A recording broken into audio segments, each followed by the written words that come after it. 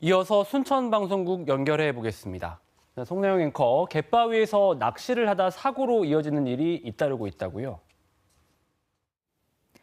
해양 레저로 갯바위 낚시가 인기를 끌며 안전사고도 늘고 있습니다.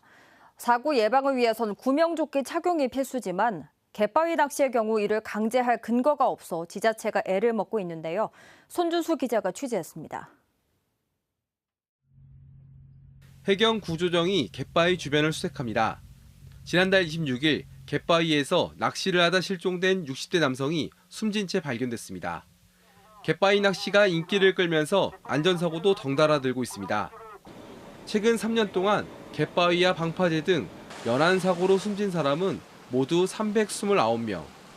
이 가운데 69%, 229명이 구명조끼를 입지 않은 걸로 나타났습니다. 갯바위는 가파른 경사의 표면이 미끄러워서 안전사고로 이어질 수 있습니다.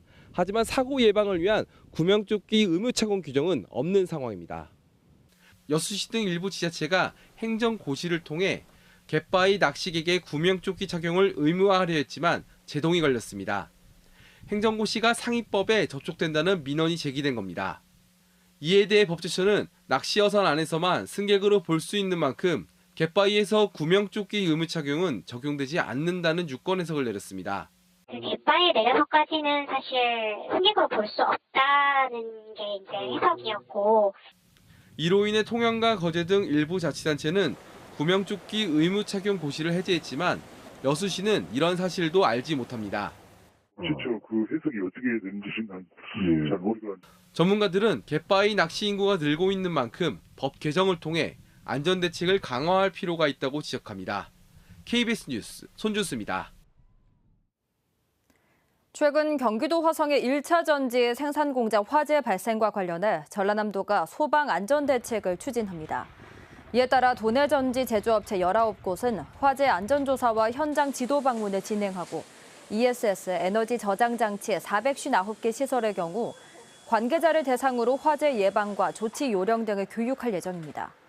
또 외국인이 다수 근무하는 사업장에 대해서는 비상대피 요령 등을 교육 홍보하고 소방시설이 설치되지 않은 지하 전기차 충전시설 38개 단지는 관리카드 작성과 합동훈련을 진행할 방침입니다. 정기명 여수시장이 2026 여수세계 섬박람회 주 행사장을 변경하지 않을 것이라고 말했습니다.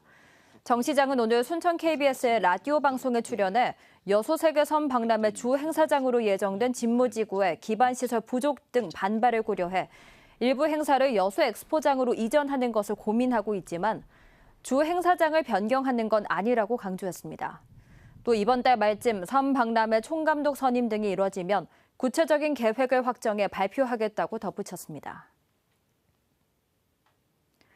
순천시가 동천하구 습지 복원을 본격적으로 추진합니다. 순천시는 동천하구 습지 보호지역 내 농경지를 습지로 복원하기 위해 최근 15헥타르 규모의 토지 매입과 등기 절차를 완료했다고 밝혔습니다. 순천 동천하구는 람사르 습지로 등록됐지만 하천부지 농경지 영농 활동으로 생태계 훼손 우려가 제기돼 왔으며 순천시는 내년까지 토지 매입과 복원 사업을 통해 순천만부터 도심 방향으로 생태축을 연결할 계획이라고 밝혔습니다. 지금까지 순천에서 전해드렸습니다.